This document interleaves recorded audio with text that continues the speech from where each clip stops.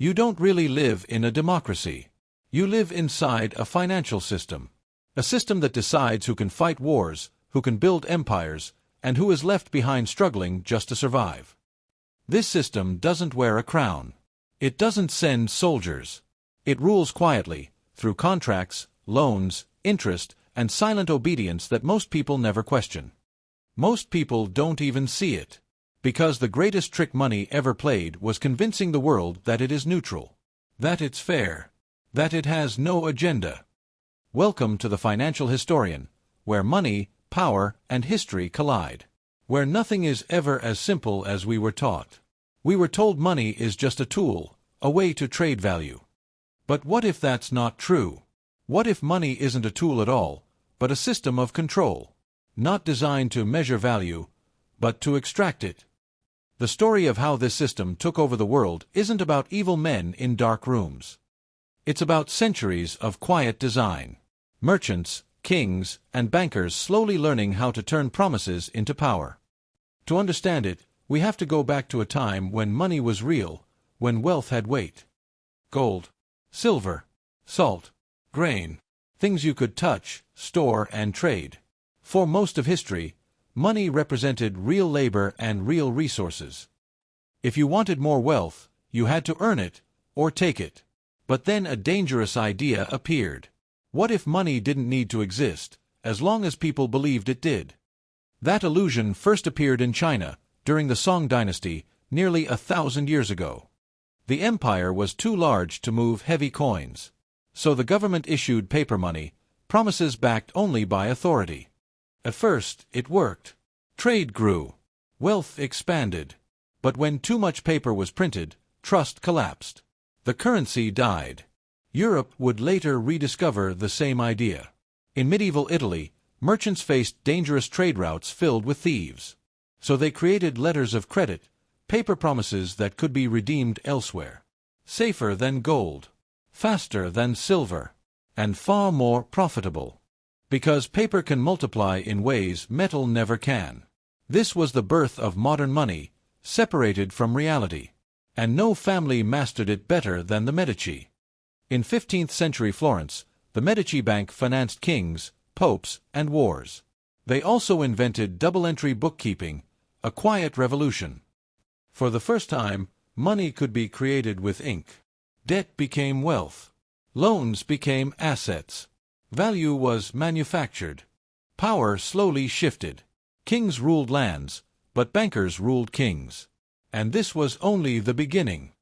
By the 1600s, the Dutch created something new, the joint stock company. Investors could fund empire without leaving home. Profit was no longer tied to work, but ownership. Companies became richer than nations. England copied the model.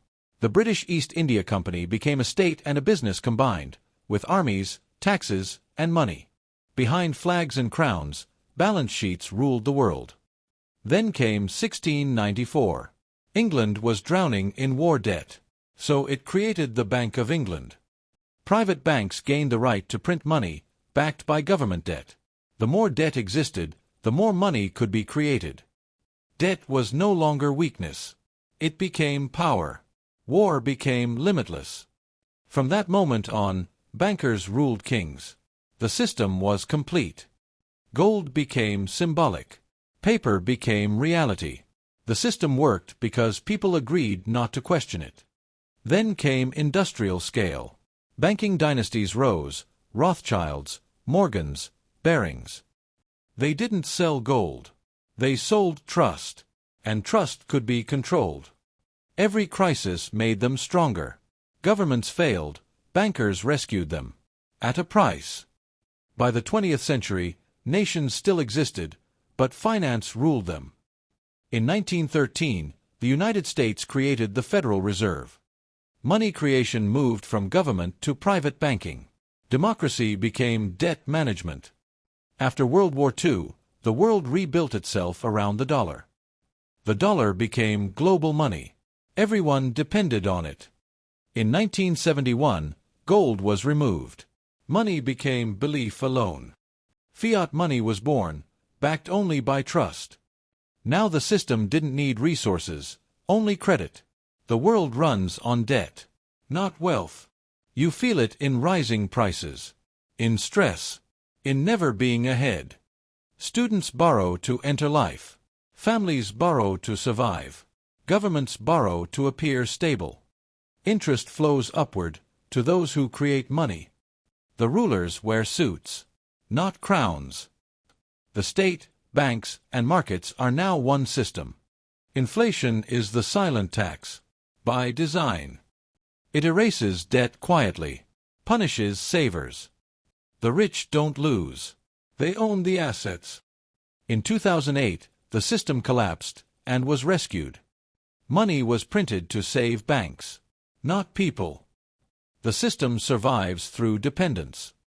Now comes digital money, CBDCs. Total visibility, total control. Freedom becomes conditional. Compliance is coded into money. The trap doesn't force you. It comforts you. The real divide isn't political. It's structural. There is no villain, only incentives. The trap lives inside our habits.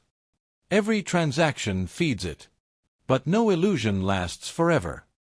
Every system collapses when belief breaks. Money is trust, nothing more. And today, the cracks are everywhere. You don't escape the system by fighting it. You outgrow it. Awareness is the only currency it cannot print. Those who understand history won't fear the collapse. If this changed how you see the world, subscribe. History has answers, and I'll show you where to look.